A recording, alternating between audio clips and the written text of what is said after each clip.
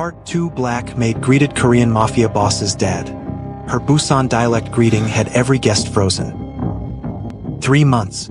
That's how long it takes to transform from invisible to indispensable.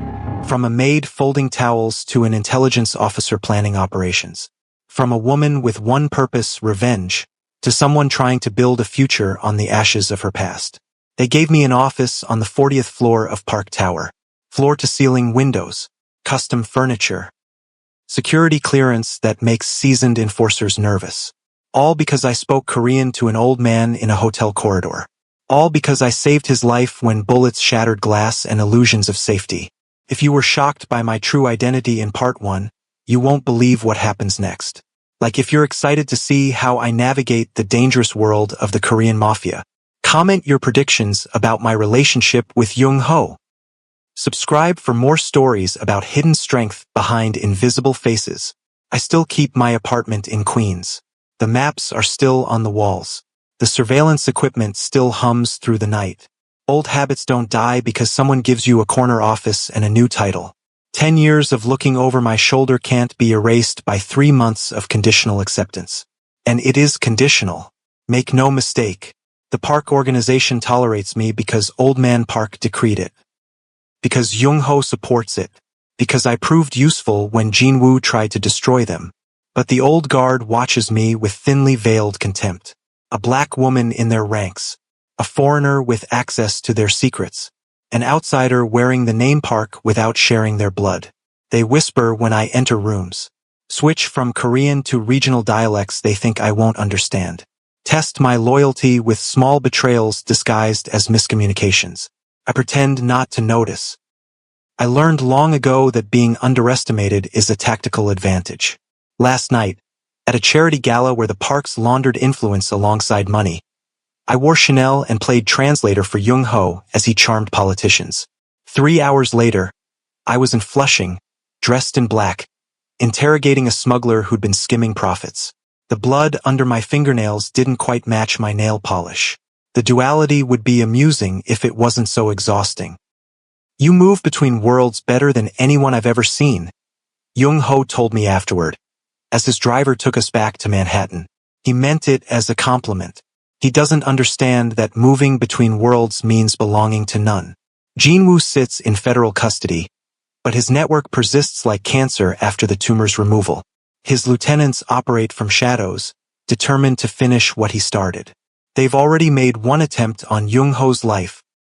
A car bomb that would have succeeded if I hadn't recognized the pattern from an attack in Busan years ago. For seconds of warning. The difference between life and death. Now I lead the investigation to identify remaining traitors in our ranks. I say our like I've accepted my place here. Maybe I have. Maybe I'm tired of running. Maybe having a purpose beyond revenge feels like oxygen after a decade of holding my breath.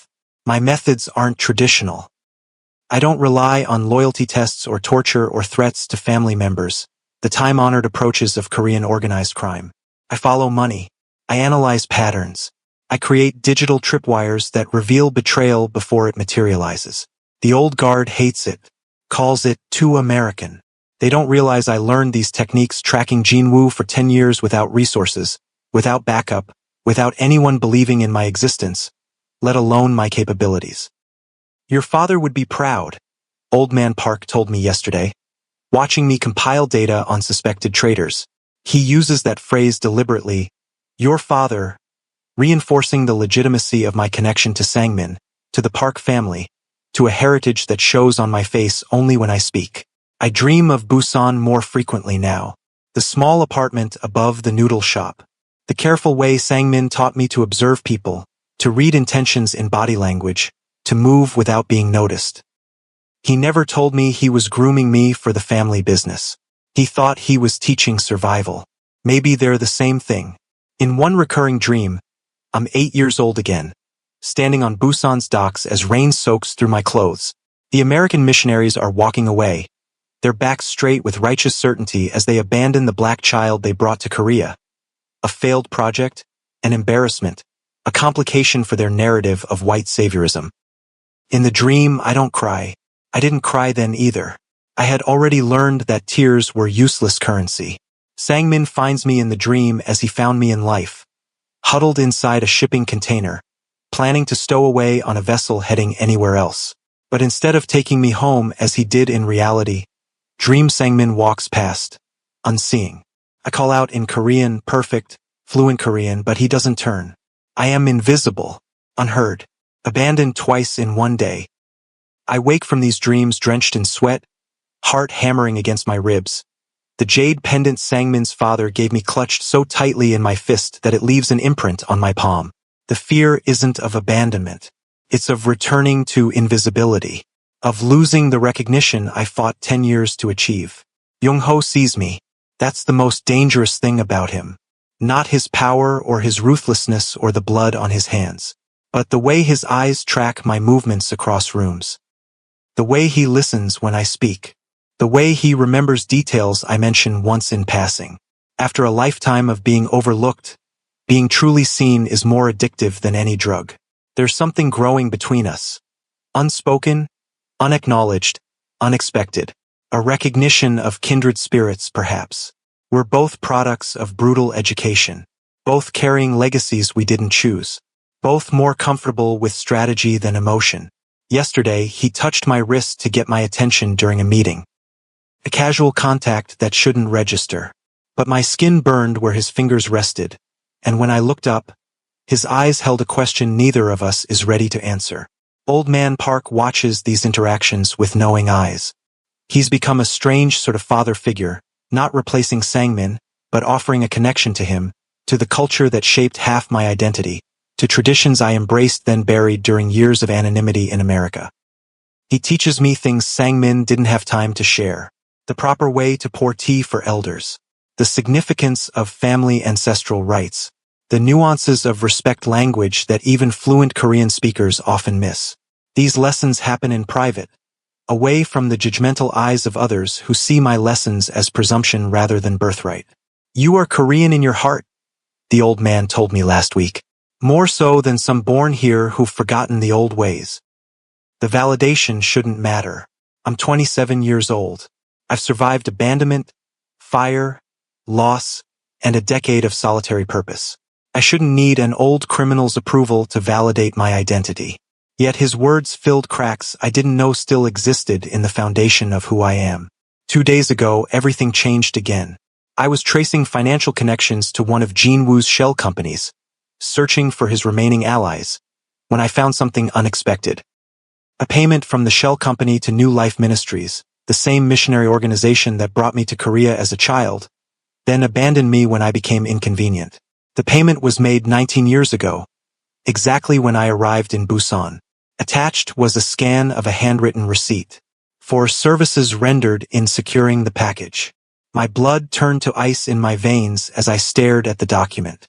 The implications crashed over me in waves of nausea. I wasn't abandoned by righteous missionaries. I was sold. A transaction.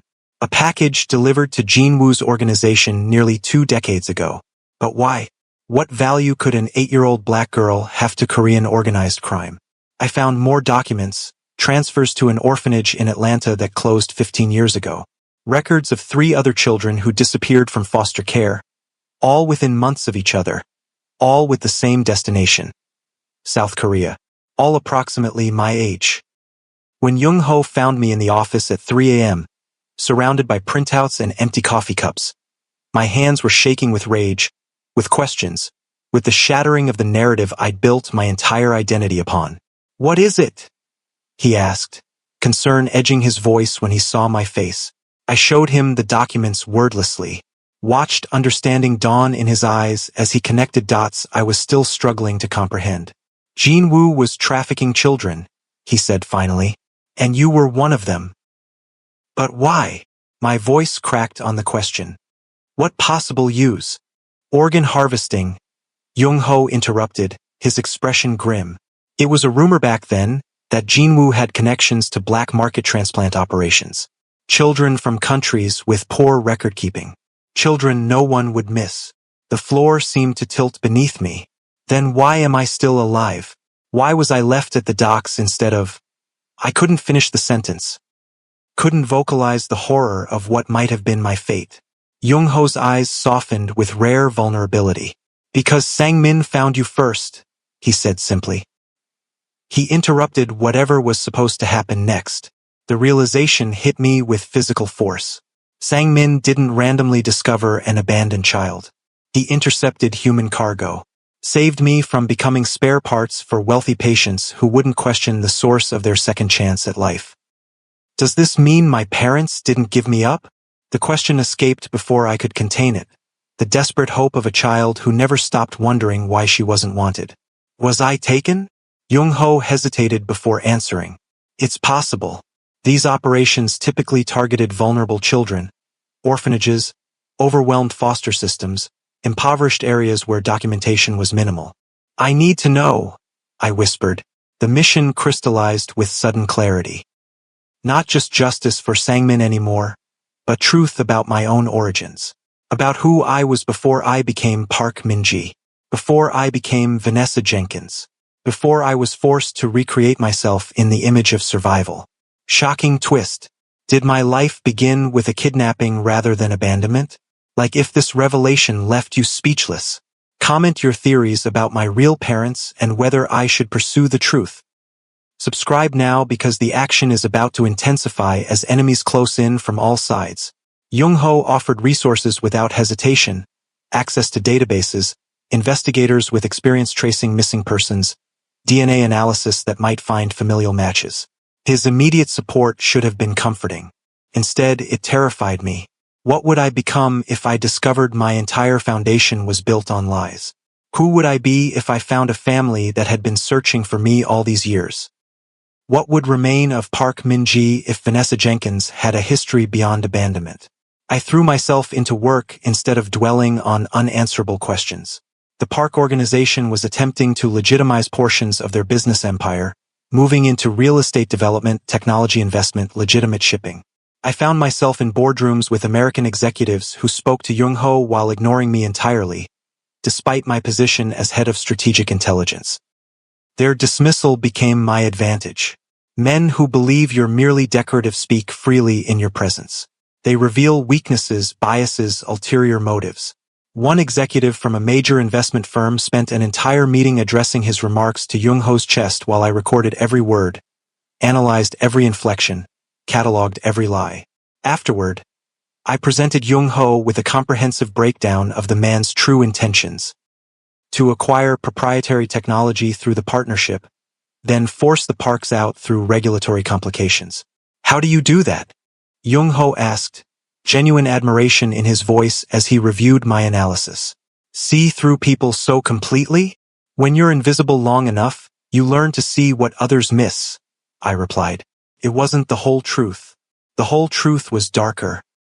That Sang-min had trained me from childhood to read threats in micro-expressions, to hear deception in vocal patterns, to recognize the subtle tells of someone planning betrayal. That my survival had depended on these skills long before I used them in corporate boardrooms. I became our bridge between cultures, helping the parks navigate American business customs while educating our American partners on Korean expectations. My dual identity, once a source of perpetual alienation, became our competitive advantage. I existed in the hyphen between Korean-American, translating not just language but intent, context, implication. For 6 weeks, I felt almost settled, almost purposeful beyond revenge or survival, almost like I belonged somewhere, to someone, to something larger than my pain. Then came the betrayal from within. Park Sung-ho, old man Park's nephew, who had resented my position from the beginning, made his move with calculated precision. He planted financial irregularities under my access credentials. Created digital breadcrumbs suggesting I was funneling organization money to offshore accounts. Whispered to Old Man Park that perhaps his sentiment for Sang-min had clouded his judgment about the black woman who claimed connection to a dead man. I discovered the frame-up only hours before it would have been presented as evidence against me. By then, Sung-ho had already isolated me from my strongest allies, sending Jung-ho to Tokyo on urgent business, arranging for Old Man Park to visit his doctor for tests that would keep him unreachable for hours. I had a choice. Run again, start over somewhere new, abandon the identity I'd fought to reclaim, or stand and fight alone, with limited resources, against an enemy with home field advantage. Running was smarter. Fighting was necessary. For myself, for Sangmin's memory, for the truth about my past that remained tantalizingly out of reach. Instead of fleeing, I went to ground in my queen's apartment. Activated emergency protocols I'd established during my years hunting Jinwoo.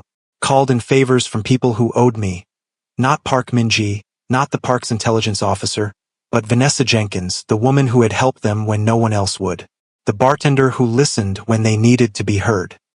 The cleaner who found their lost wedding ring. The waitress who remembered their children's allergies without being told.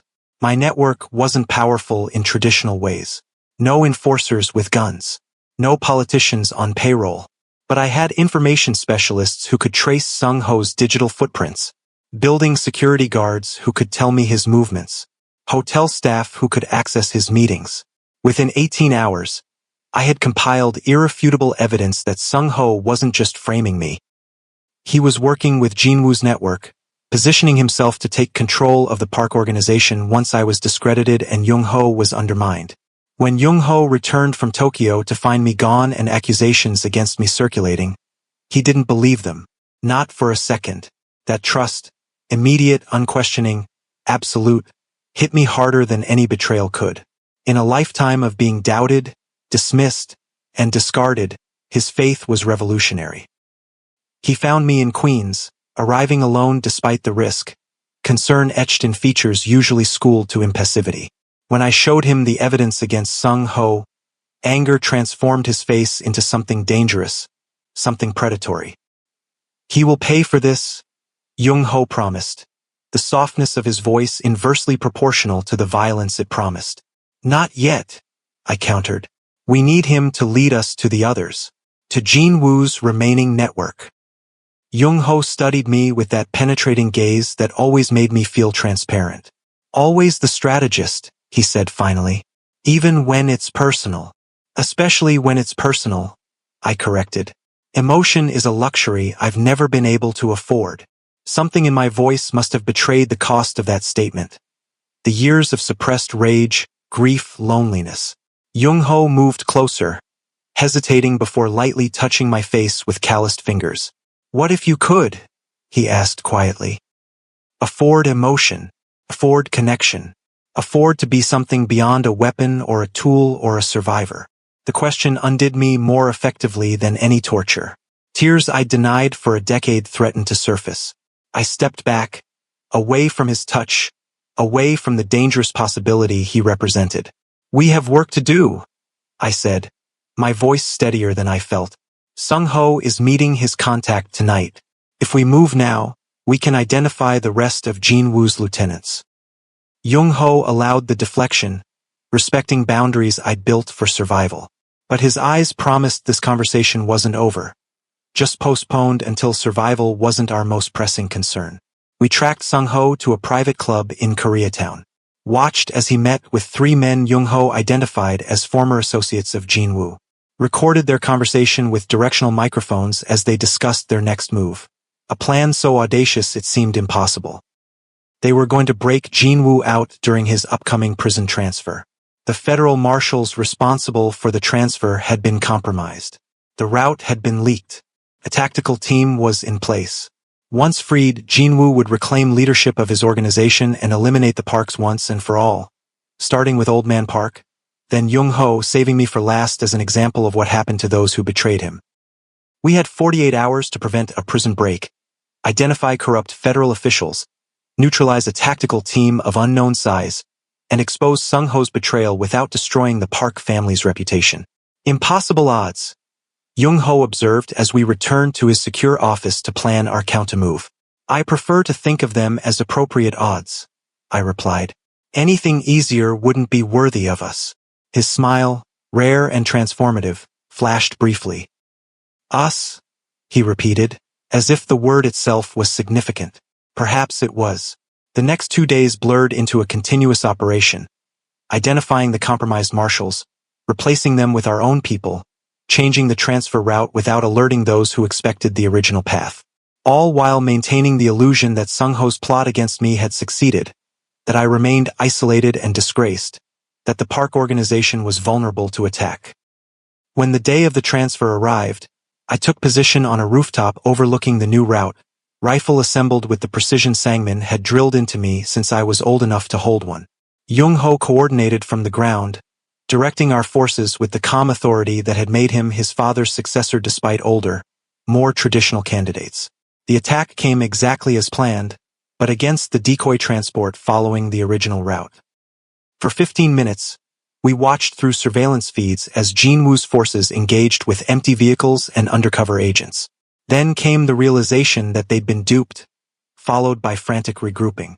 Sung-ho, panicking as the operation collapsed, made a fatal error. He called the secondary team directly, revealing his involvement completely.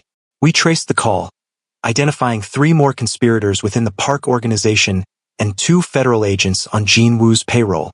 The real prison transport, meanwhile, continued unimpeded to its destination.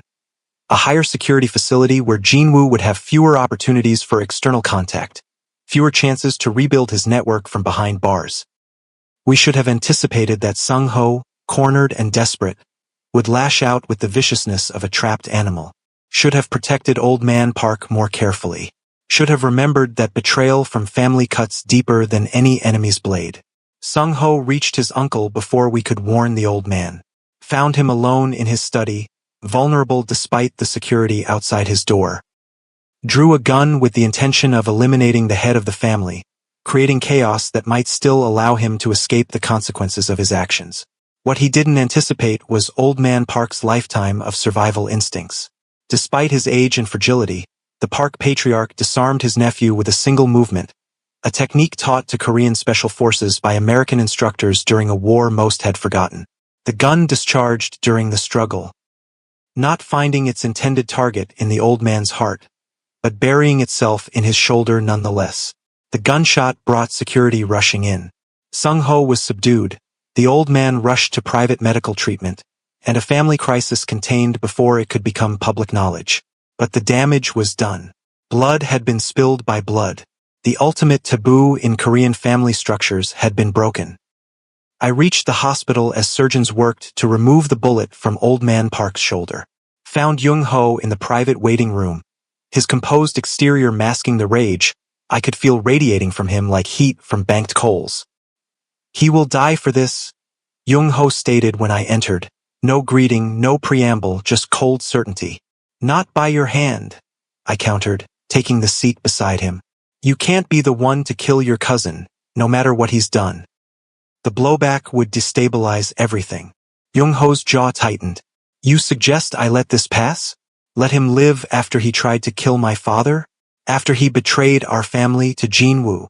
I suggest you let justice happen in a way that doesn't stain your hands with family blood," I clarified. "There are other approaches. Cleaner ones." Understanding dawned in his eyes. "You would do this? Take this burden?" "It's not a burden," I said truthfully. Sung-ho was willing to frame me, to destroy everything I've built, to erase Park Min-ji all over again. His death would not weigh on my conscience.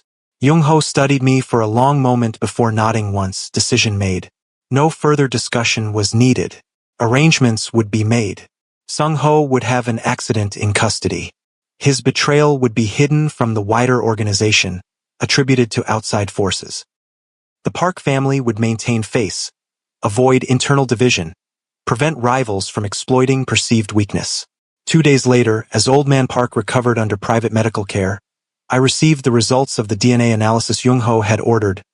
My genetic material compared against databases of missing persons, unsolved cases, familial searching. A match had been found. 98% certainty. April Jenkins. Reported missing from a playground in Atlanta, Georgia, 19 years ago. Age 8. Presumed dead after extensive searching found no trace. Parents still living in the same house, holding annual remembrance ceremonies on her birthday. Mother a nurse. Father a high school teacher. 2 younger siblings born after her disappearance. Their parents attempt to heal wounds that never fully closed. I stared at their photos, these strangers who shared my blood, my original name, my beginning. The mother whose eyes matched mine. The father whose smile I recognized from rare glimpses in mirrors. The siblings who had grown up with a ghost shadowing their existence. They had never stopped looking, never stopped hoping, never accepted that their daughter was gone forever. For 19 years, they had maintained a website, followed leads, connected with families of other missing children. They had kept April Jenkins alive in their hearts while Vanessa Jenkins, my invented identity, moved through the world like a ghost. Jung-ho found me sitting in the dark, the file open before me, tears falling unchecked for the first time since the night I escaped the fire that claimed my Korean family. "I don't know who I am anymore," I whispered as he knelt beside my chair. Park Min-ji, Vanessa Jenkins, April Jenkins, daughter of Sang-min, daughter of strangers who never stopped searching. Korean in my heart, American by birth. I'm fractured into pieces that don't fit together. "Then don't force them to fit," Jung-ho said gently, taking my hands in his. "Be all of them, every piece, every contradiction, every complexity." How? The question contained all my fear, all my confusion, all my desperate need for solid ground beneath feet that had been running for so long. "By accepting that identity isn't singular, it's accumulative," he replied. "You aren't Korean or American. You're Korean and American. You aren't Sangmin's daughter or the Jenkins daughter. You're both. You haven't lost anything by discovering your origins. You've only gained context." His understanding, so complete, so accepting of my complexity, broke something open inside me. Not the controlled release of pressure I'd allowed myself in rare moments of vulnerability, but a complete collapse of the walls I'd built to contain my pain, my rage, my grief, my loneliness. I wept for the child taken from a playground, for the parents who searched empty streets calling a name I'd forgotten was mine, for the Korean family who died in flames because they protected me, for the decades spent pursuing vengeance instead of connection, for all the versions of myself lost to necessity and circumstance. Jung-ho held me through the storm, solid as bedrock, asking nothing, offering everything through his presence alone. When I finally quieted, exhausted by emotion too long contained, he helped me to the couch in my office, covered me with his jacket, and sat beside me until sleep claimed me. I dreamed of Busan again, but this time Sang-min found me in the shipping container, took my small hand in his calloused one, led me not to his home as he had in reality, but to an airport where my birth parents waited, arms outstretched, tears streaming down faces tight with worry and hope. "She belongs with them," Dream Sang-min said in Korean. "But she will always carry a piece of our country in her heart." I woke with clarity I hadn't felt in years. The path forward wasn't choosing between identities or loyalties or families. It was integrating all the fragments into something stronger than its individual components. Something unique, something whole. When I told Jung-ho my decision to contact my birth family while maintaining my position in the park organization, he supported me without reservation. When I explained my plan to Old Man Park, still recovering from his wound, the elderly man nodded with understanding that transcended cultural differences. "Family is not blood alone," he said, echoing wisdom Sang-min had shared with me years ago. "It is choice, commitment, shared purpose. You honor both your families by embracing them equally." The park organization evolved in the months that followed. My influence, American directness tempered by Korean respect for tradition, shaped approaches to both legitimate and shadow operations.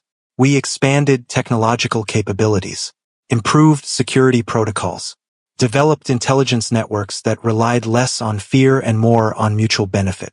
Jung-ho and I moved beyond professional partnership into something neither of us had anticipated finding, connection that honored strength rather than demanding weakness, respect that recognized darkness without requiring its dominance, understanding that saw complexity as valuable rather than problematic. The first time he kissed me was after a particularly challenging negotiation with Japanese counterparts, a moment of shared triumph that transformed into something electric, inevitable, necessary. There was no hesitation, no uncertainty, just recognition that this had been building since I tackled his father to safety as bullets shattered hotel windows. 3 months later, Old Man Park hosted a private ceremony at his estate outside Seoul. Not a wedding, we weren't ready for that level of formality, but a declaration of intent, of commitment, of chosen family. Before the organization's most trusted members, I was formally acknowledged as Park Sang-min's daughter, and heir to his position within the family structure. I wore traditional Korean formal wear, a modernized hanbok in deep blue silk, but kept my hair in bantu knots, a deliberate honoring of both heritages. Jung-ho stood beside me, his presence an anchor as always, his pride evident in the rare softness of his expression. Afterward, I visited Sang-min's memorial alone, kneeling before his photograph as incense curled toward the ceiling. In Busan dialect, the language of his heart, of my second birth, I told him about finding my American family, about building connection with the parents who had searched for me through years of emptiness, about siblings who welcomed the sister they had known only through stories and fading photographs.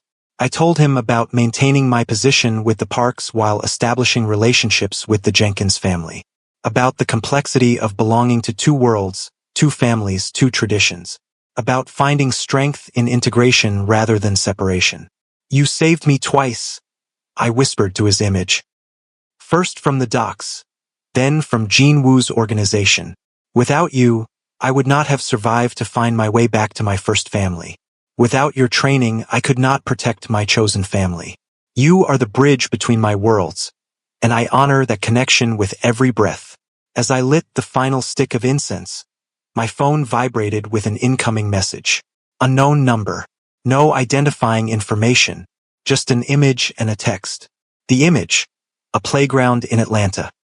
The same playground from which April Jenkins had vanished 19 years earlier. The text, "They didn't just take you, they took all of us. The operation was bigger than Jean Woo, deeper than you've discovered. I know because I was there. I know because I helped plan it. I know because I've been watching you since you escaped. We need to talk." I stared at the message, possibilities exploding through my mind like shrapnel. Not just me. Not just Jean Woo. A larger operation. Multiple children. A conspiracy that spanned decades and continents. The truth about my past, the real truth beyond what I'd already uncovered, suddenly loomed before me, terrible and necessary. The mission I thought complete was only beginning. The justice I believed achieved was merely prelude. My hands didn't shake as I typed a reply. My heart maintained its steady rhythm. The fear that should have paralyzed me transformed instead into familiar purpose, into the cold clarity that had kept me alive and hunting for a decade. "When and where?" I sent back. Simple, direct, unavoidable. As I waited for the response, standing in the quiet of Sang-min's memorial room, I felt the strange peace that comes with accepting one's purpose. I had spent 3 months building a life beyond revenge, beyond survival, beyond the single-minded pursuit of justice. Had found connection, belonging, even love. Now that life would be tested against new revelations, new enemies, new understanding of how deep the darkness truly went. But this time I wouldn't face it alone. This time I carried the strength of two families, two cultures, two identities fully integrated into something greater than its parts. Park Min-ji, Vanessa Jenkins, April Jenkins, intelligence officer, daughter, partner, survivor, all of me facing whatever came next. If this story of finding strength in your dual identity resonated with you, like and share now. Comment your favorite moment from my journey from invisible maid to powerful family member. Subscribe because the mystery of my true origins is just beginning. Part 3 will reveal secrets that could shatter everything I've built. Turn on notifications so you don't miss the next chapter in this thrilling saga.